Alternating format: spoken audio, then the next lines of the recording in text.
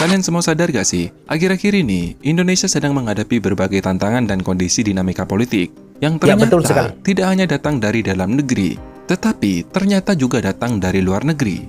Kebijakan yang pro terhadap kita sendiri yang seharusnya dapat diterima oleh masyarakat awam, tetapi justru mendapatkan penolakan ekstrim dari beberapa kalangan. Saya kok jadi curiga, apa benar ini murni dari penolakan masyarakat Indonesia? Atau ada agen-agen asing yang sedang bermain dan berhasil memperdaya masyarakat kita saat ini? Betul Tanpa sekali. banyak basa-basi, yuk kita cari tahu bareng-bareng siapakah dalang di balik ini.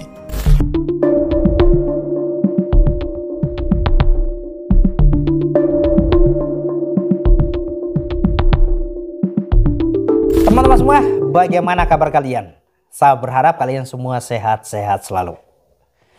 Kita tahu bahwa beberapa hari terakhirnya ini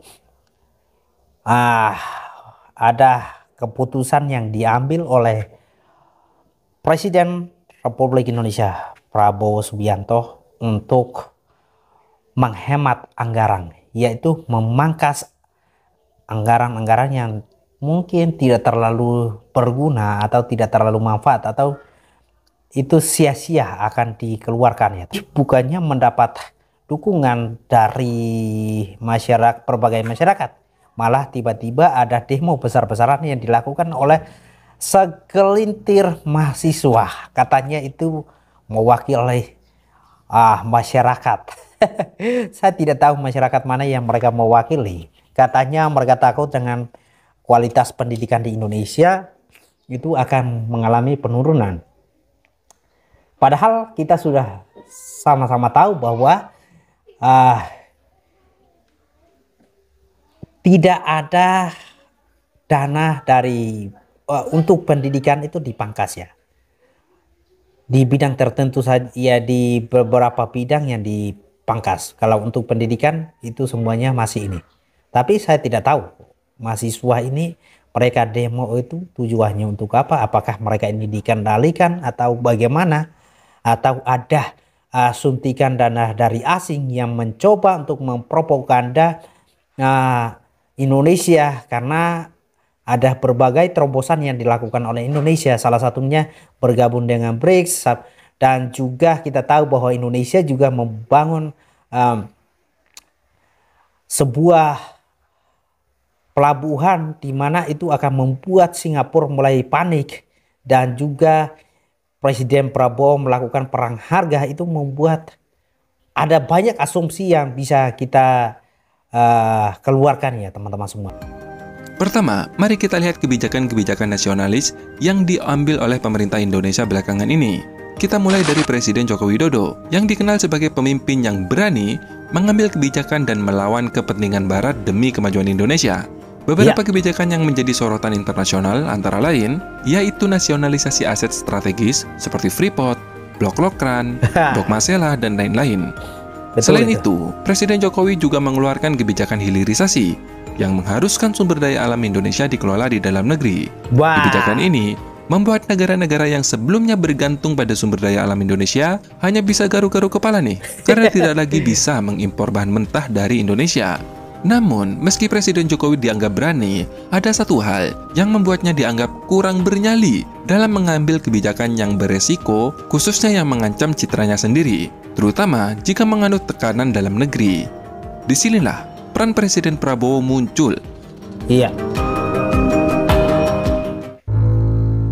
Presiden Prabowo dianggap lebih berani dalam mengambil kebijakan yang penuh resiko, bahkan jika itu mengancam citranya di mata publik. Salah satu contohnya adalah kebijakan pemotongan anggaran besar-besaran yang dilakukan oleh Presiden Prabowo. Sejak era Presiden Soekarno hingga Presiden Jokowi, tidak ada satupun Presiden Indonesia yang berani mengambil kebijakan seperti ini. Bahkan, Presiden Susilo Bambang Yudhoyono justru menaikkan jumlah pegawai negeri sipil, meski kita semua tahu bahwa penambahan PNS tidak selalu berpengaruh pada peningkatan pelayanan publik. Artinya cuma ngomong kosong doang tuh, hasilnya nggak ada. Pemotongan anggaran seperti ini tentu saja berpotensi besar membuat Prabowo kehilangan dukungan dari ASN dan PNS dalam Pilpres mendatang. Namun demi efisiensi dan mengalokasikan anggaran ke sektor-sektor yang lebih produktif dan strategis, Prabowo tetap maju dan mengambil kebijakan ini. Ini menunjukkan keberanian dan komitmennya terhadap negara, meski harus menanggung resiko politik yang sangat besar di masa depan. Nah, disinilah pertanyaan besar muncul.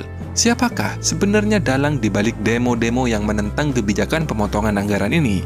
Penasaran Apakah saya. ini murni berasal dari masyarakat, atau ini ulah dari raja-raja kecil yang ada di daerah-daerah mulai terusik karena anggaran yang seharusnya mereka gunakan untuk membeli mobil dinas baru, rumah baru, bahkan membayar istri simpanan, sudah tidak ada lagi? Tentu, dari sini kalian bisa dengan mudah menjawabnya.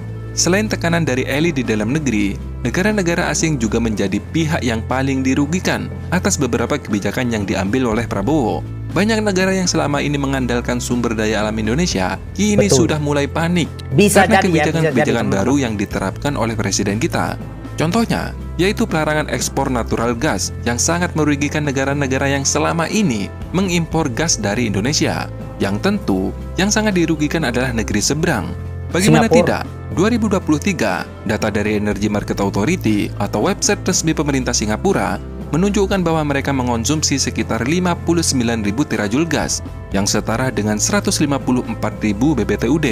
Sementara itu, dari data BPS menyatakan bahwa pada tahun yang sama, ekspor gas alam Indonesia mencapai 1.794 BBTUD dengan 467.000 BBTUD diantaranya diekspor ke Singapura, atau dengan kata lain, Singapura mengekspor 300% dari kebutuhan gas Wow. mereka dari Indonesia. Yang berarti, jika Indonesia menghentikan pasokan gas LNG ke Singapura, mereka bukan hanya kesulitan untuk memenuhi kebutuhan sehari-hari seperti listrik, lampu, masak, mandi air hangat, dan lain-lain, tetapi mereka nantinya juga kehilangan pendapatan dari penjualan gas yang sebelumnya didapat dari Indonesia. Saya jadi bingung ya, ketika pemerintah mencoba untuk melakukan hal-hal yang baik, positif untuk bangsa kita, selalu ada aja demo, selalu ada aja yang menolak dengan alasan lah membela masyarakat, padahal masyarakat kecil yang ada di daerah terpencil itu mereka tidak tahu, mereka tidak mengerti akan hal-hal ini. Masyarakat kecil, kalau kita mau telusuri benar-benar itu ya, masyarakat kecil ini mereka malah tidak tahu hal-hal seperti ini. Bahkan kalau mereka mendengar ketika pemerintah atau Presiden Prabowo Subianto melakukan pemangkasan anggaran, penghematan anggaran, mereka malah senang. Kok ini tiba-tiba ada orang yang mencoba melakukan demo dengan mengatasnamakan rakyat. Ini rakyat yang mana ya teman-teman semua? Dan di satu sisi Indonesia juga sedang disorot dengan keputusan, terobosan yang atau kebijakan yang dilakukan oleh pemerintah Indonesia. Yang pertama, setiap hasil bumi atau tambang itu diproduksi di dalam negeri, itu membuat negara-negara lain yang menggantungkan hidup mereka untuk Indonesia itu garuk kepala. Nah, kita tahu bahwa dalam waktu terakhir ini Singapura menjadi negara yang paling kena imbasnya. Nah, jangan-jangan ada orang yang sengaja dikirim untuk mempropagandakan atau menghasut warga negara Indonesia untuk melakukan pemberontakan. Dan juga asumsi kedua adalah, berikutnya adalah, jangan-jangan ada oknum di dalam negeri yang mereka tidak senang dengan keputusan penghematan anggaran ini, sehingga mereka rela untuk membayar para mahasiswa ini untuk melakukan demo. Kemudian yang lainnya, seperti aturan 100% DHE harus disimpan di dalam negeri. Kebijakan ini juga sangat mengganggu kepentingan negara tertentu yang selama ini menjadi tempat penyimpanan devisa hasil ekspor Indonesia. Data Pusat Pelaporan dan Analisis Transaksi Keuangan alias PPATK mencatat bahwa jumlah transfer dana Indonesia ke Singapura pada tahun 2024 mencapai 4.800 triliun Itu rupiah angka yang sangat atau fantastis. sekitar 62% dari total PDB Singapura. Selain itu, ada lagi kebijakan 30% lahan sawit wajib dialokasikan untuk petani lokal. Tentu, ini akan memukul perusahaan-perusahaan asing, terutama yang berasal dari negara yang sama. Mereka mulai khawatir kehilangan atas dominasi di sektor industri sawit di Indonesia. Misalnya, sekitar 3,7 juta hektar lahan sawit di Indonesia dimiliki oleh Malaysia dan Singapura. Maka dari itu, tidak dapat disangkal bahwa agen-agen asing saat ini sudah mulai beroperasi di Indonesia untuk mempengaruhi opini publik agar menolak kebijakan-kebijakan nasionalis yang seharusnya mendapatkan dukungan dari masyarakat. Contoh yang paling nyata adalah kebijakan makan bergizi gratis yang seharusnya diterima sebagai program positif bagi masa depan anak-anak Indonesia. Tetapi faktanya justru mendapatkan kritik dari berbagai pihak. Padahal data menunjukkan bahwa tahun 2023 angka stunting di Indonesia mencapai 21%, yang berarti 1 dari 4 anak Indonesia mengalami kekurangan gizi.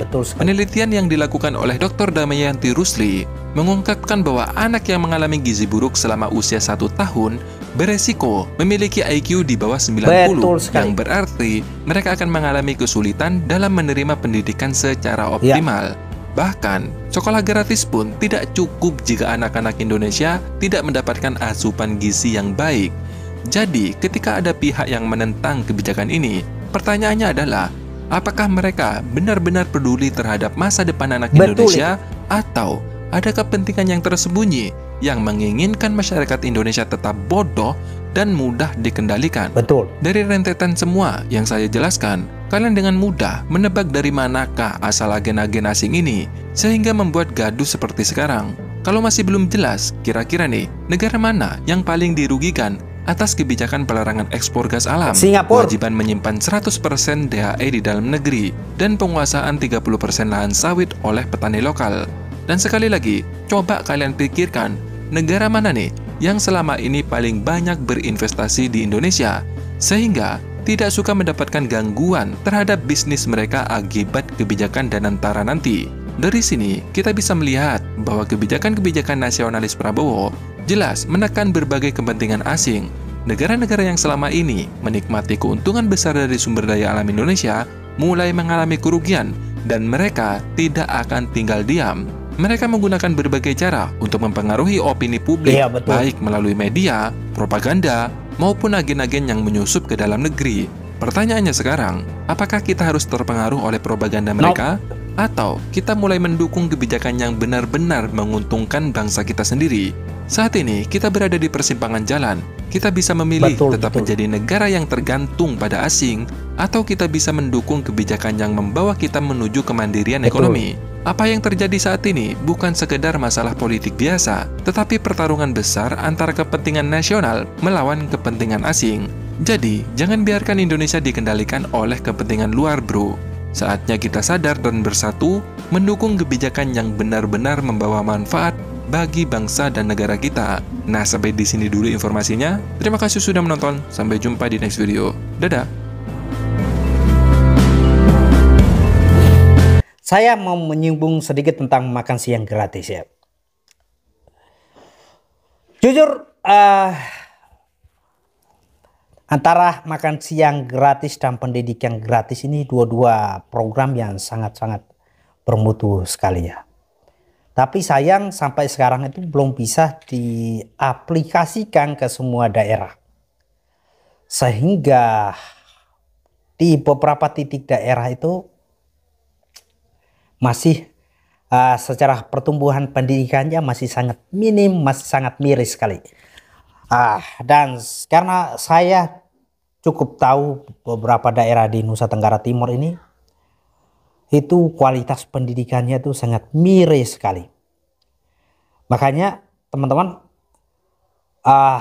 kami secara pribadi itu di channel ini selalu berkomitmen untuk melakukan membuka peluang sedikit demi sedikit buat teman-teman semua, kita semua bahu-membahu bergandengan tangan untuk menolong generasi muda kita di Nusa Tenggara Timur ini untuk mendapatkan dukungan pendidikan yang lebih baik ya. Salah satunya kita bisa mensupport mereka dengan membelikan sepatu atau tas, itu hal-hal kecil. yang bisa kita berikan untuk generasi kita ya, supaya kedepannya itu jauh lebih baik, supaya mereka memiliki masa depan yang lebih baik. Nah, berbicara tentang makan siang gratis, jujur saya mengharapkan itu bisa diterapkan di semua daerah, tidak hanya di Papua tapi juga di Nusa Tenggara Timur, di beberapa daerah yang lainnya. Mungkin untuk anak-anak di kota yang selalu mengkritik bahwa itu tidak enak dan lain sebagainya, karena mereka selama ini sudah diberi makan dengan standar yang berbeda dengan apa yang diberikan oleh negara ya, tentang makan siang ini ya. Nah, makan siang gratis ini alangkah baiknya itu sangat berguna untuk daerah-daerah terpencil ya. Itu pasti akan sangat berguna, karena kita tahu bahwa di daerah-daerah terpencil itu tidak semua anak itu pergi sekolah dalam keadaan perut kenyang. Itu adalah fakta yang harus kita terima, teman-teman semua. Tidak semua daerah itu anak-anak pergi sekolah itu dalam perut kenyang ya. Dan di daerah Nusa Tenggara Timur kita masih menjumpai hal-hal seperti itu. Dan saya yakin sekali kalau makan siang gratis itu benar-benar diterapkan, alangkah baiknya itu diprioritaskan masyarakat atau anak-anak sekolah yang ada di daerah terpencil. So, teman-teman semua, apapun intimidasi, apapun propaganda yang sedang dimainkan oleh negara luar atau oknum-oknum di dalam negeri, kita jangan takut untuk memberikan dukungan yang terbaik buat bangsa dan negara kita.